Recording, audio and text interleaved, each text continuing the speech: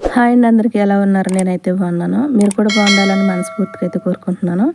ఈరోజు వీడియో వచ్చేసి అరబీలో కొన్ని గజిబిజిగా ఉండే పదాలు వినటానికి అలాగే పలకటానికి కూడా ఒకే విధంగా ఉండే కొన్ని పదాలు అయితే తెలుసుకుందాం.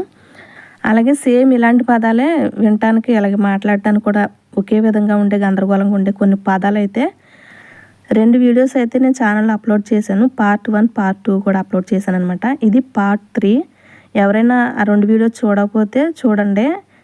కావాలంటే ఆ 2 వీడియోస్కి సంబంధించిన 2 లింకులు కూడా నేను ఈ వీడియో కింద అయితే షేర్ చేస్తాను. ఒకవేళ చూడకపోతే చూడండి, లేదంటే ఛానల్లో మీరు నెత్తుకునే కనిపిస్తుంది, తమ్నైల్ చూస్తే మీకు అర్థమైపోద్ది అనమాట. ఇప్పుడు ఈ వీడియో వచ్చేసి పార్ట్ 3. ఈ వీడియోలో కొన్ని పదాలు గజిబిజిగా ఉండేవి ఒకే విధంగా మాట్లాడటానికి వినటానికి కూడా ఒకే విధంగా ఉండే పదాలు అయితే తెలుసుకుందాం. దానికంటే ముందు మన ఛానల్ ఎవరైనా ఫస్ట్ టైం చూస్తుంటే ప్లీజ్ ఛానల్ సబ్స్క్రైబ్ చేసుకోండి. వీడియో నచ్చితే లైక్ చేయండి, షేర్ చేయండి. మీకు ఏమైనా డౌట్స్ ఉన్నా కూడా కామెంట్లో నాకు తెలియజేయండి. నాకు తెలిసినంత వరకు మీతో షేర్ చేసుకుంటాను. ఇప్పుడు లేట్ చేయకుండా వీడియో అయితే స్టార్ట్ చేసేద్దాం. ఫస్ట్ వచ్చేసి బిదూన్, బుదూర్, ఇదూబ్. బిదూన్, బుదూర్, ఇదూబ్. వింటానికి కొంచెం ఇంచుమించు ఒకే విధంగా ఉంటాయి 3 పదాలు కూడా. బిదూన్ అంటే ఇంగ్లీష్లో వితౌట్, అంటే ఏమీ లేకుండా. ఒక పదానికి లేకుండా అనే పదానికి లేకుండా అనే పదాన్ని పలకాలంటే బిదూన్ అంటారనమాట. బిదూన్ అంటే లేకుండా.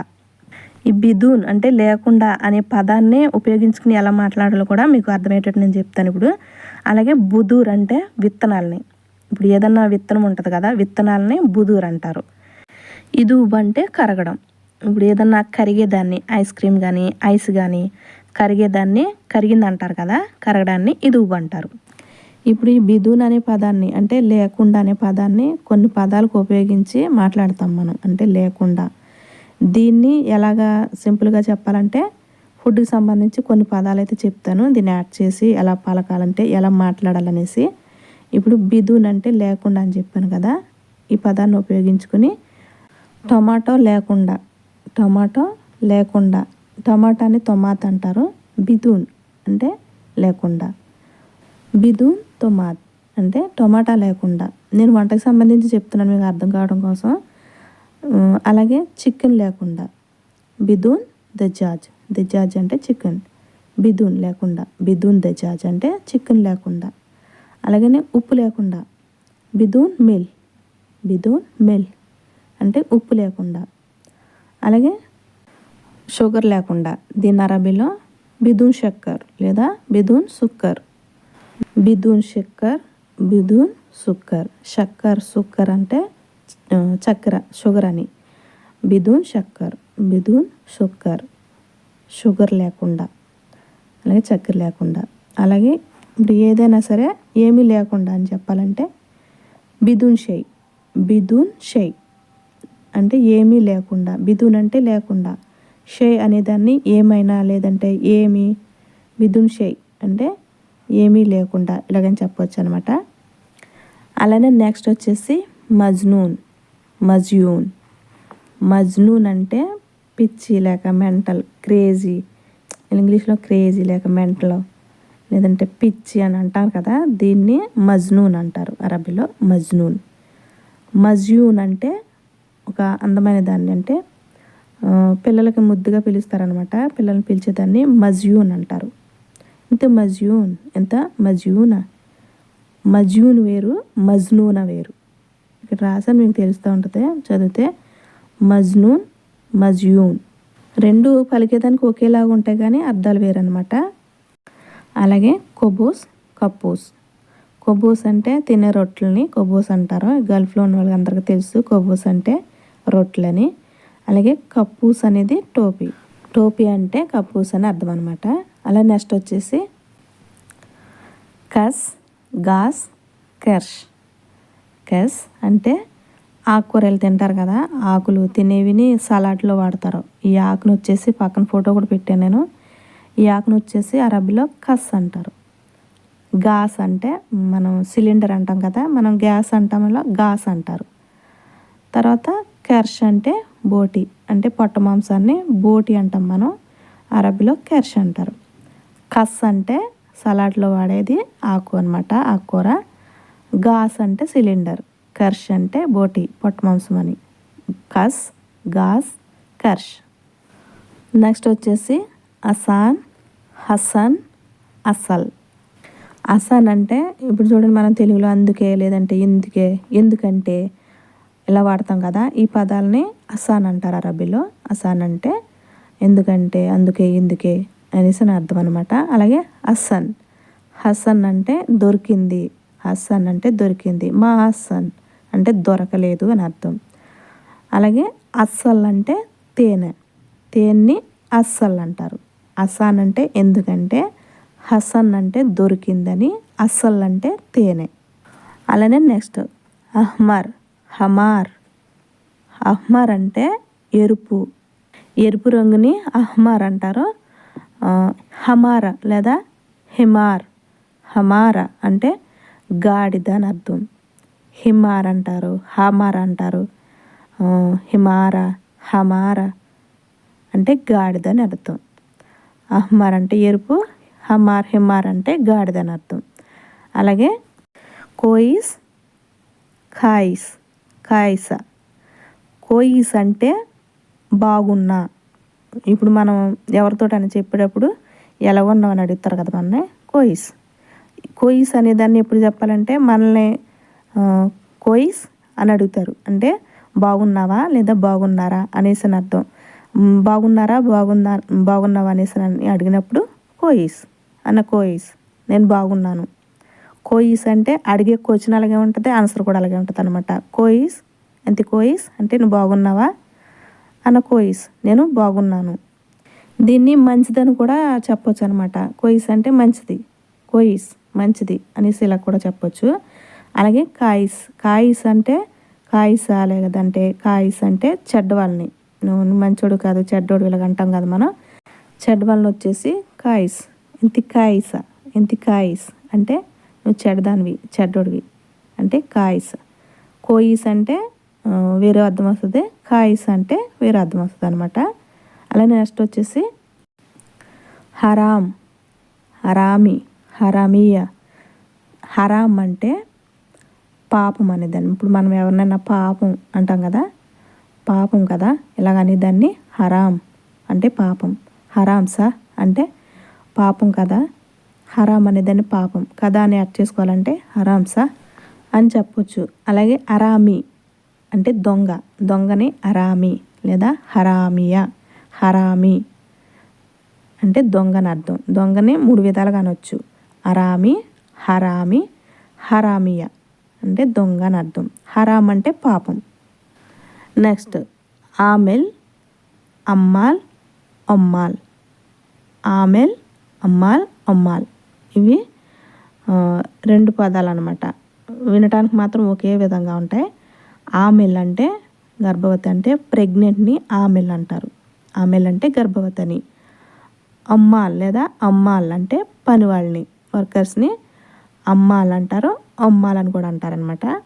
ఆమెల్ అంటే గర్భవతి, అమ్మాల్, అమ్మాల్ అంటే పనివాళ్ళు అనేసి.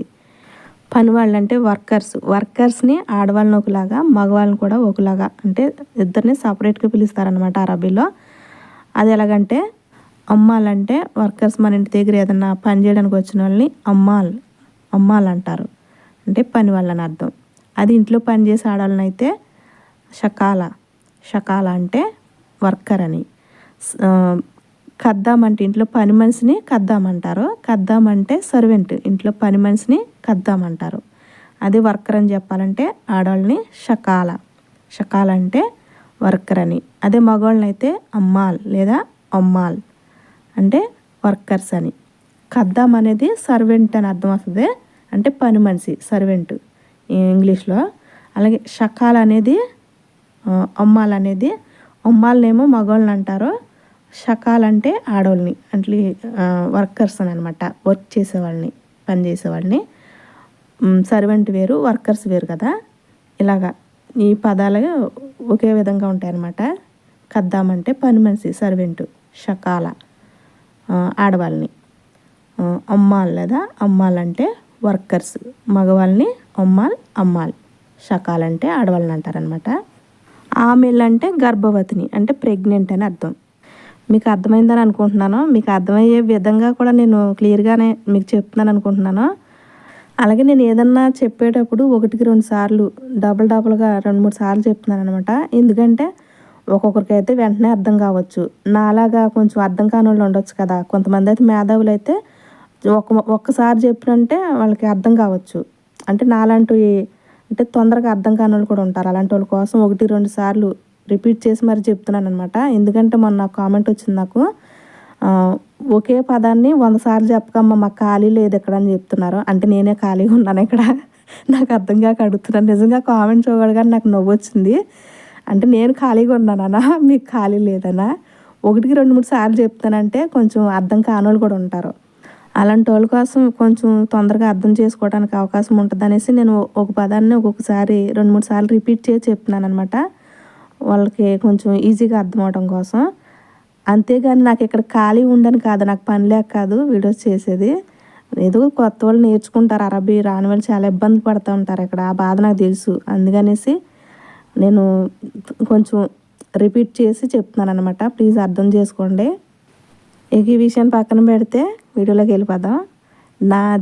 నాది తర్వాత వచ్చేసి నాదియా. నాది అంటే పిలవడాన్ని నాది అంటారు. నాది అంటే జిమ్. ఇప్పుడు పిల్లలు బయటకు వెళ్ళారంటే, జిమ్కి వెళ్ళారు, వర్కౌట్కి వెళ్ళారని చెప్పాలంటే నాదియా అంటే జిమ్కి కానీ వర్కౌట్కి కానీ వెళ్ళినప్పుడు నాదియా అనేసి అని చెప్పొచ్చు అనమాట. నాది అంటే పిలవడం, నాది అంటే వర్కౌట్ అనేసి. అలాగే వరీని, వరీచ్ అన్న, వర్రీని అంటే చూపించని. వరీచ్ అంటే చూపించు, వర్రీని ఇలా 3 విధాలుగా అంటారు. చూపించు అనే పదాన్ని వర్రీని అంటే చూపించు అని అర్థం. అలాగే అవరీక్ అంటే ఇప్పుడు పిల్లల్ని చూడండి, కొంచెం ఏదన్నా అల్లరి చేసినప్పుడు పిల్లల్ని కొంచెం బెదిరించడానికి నీ సంగతి చెప్తాను, మా అమ్మ వచ్చిన తర్వాత నీ సంగతి చెప్తాను అంటాం కదా, పిల్లల్ని బెదిరిస్తామన్నమాట. ఎవరినైనా సరే, పిల్లలనే కాదు పెద్దవాళ్ళనే కాదు. అవరీక్ అంటే నీ సంగతి చెప్తానుండు, లేదా నీ పని చెప్తా ఉండు అనేసి అని అర్థం అనమాట. చూపించనేదాన్ని వర్రీని. అవరీక్ అంటే నీ సంగతి చెప్తాను అర్థం. నెక్స్ట్ జవాజ్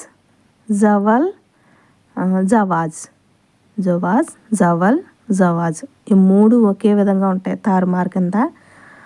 జవాజ్ అంటే పాస్పోర్ట్ని జవాజ్ అంటారు. అలాగే మొబైల్ని, ఫోన్ వచ్చేసి జవాల్ లేదా జవ్వాలి. దీన్ని మరో విధంగా టెలిఫోన్ అని కూడా అంటారు. ఇది ఎక్కువగా వాడుక భాషలో వాడేది టెలిఫోన్ అంటారు. జవ్వాలి, టెలిఫోన్ 3 విధాలుగా అనొచ్చు అనమాట ఫోన్ని, మొబైల్ని. అలాగే జవాజ్ అంటే మ్యారేజ్ లేక వెడ్డింగ్ అంటారు కదా ఇంగ్లీష్లో, దీన్ని పెళ్ళి, తెలుగులో పెళ్ళి అంటాం మనం, ఇంగ్లీష్లో మ్యారేజ్ లేక వెడ్డింగ్. జవాజ్ అంటే పెళ్ళని, అరూస్ అని కూడా అంటారు. పెళ్ళిని అరూస్ అంటారు, జవాజ్ అంటారు. అంటే వెడ్డింగ్ లేక మ్యారేజ్ అని, పెళ్ళి అని అర్థం అనమాట. జవాజ్ అంటే పాస్పోర్ట్, జవ్వాలి లేదా టెలిఫోన్ అంటే మొబైల్ని, అంటే ఫోన్ అని అర్థం. అలాగే జవాజ్ అన్న అరూస్ అన్న పెళ్ళి అని అర్థం అనమాట. ఓకే అండి, వీడియో అర్థమైంది అనుకుంటున్నాను. వీడియో నచ్చితే లైక్ చేయండి. మన తెలుగు వారికి ఎవరికైనా ఈ వీడియో అవసరం అనుకుంటే మర్చిపోకుండా షేర్ చేయండి. మీకు ఏమైనా డౌట్స్ ఉన్నా కూడా కామెంట్ చేయండి. నాకు తెలిసినంత వరకు మీతో షేర్ చేసుకుంటాను. మరో మంచి వీడియోతో మళ్ళీ కలుద్దాం.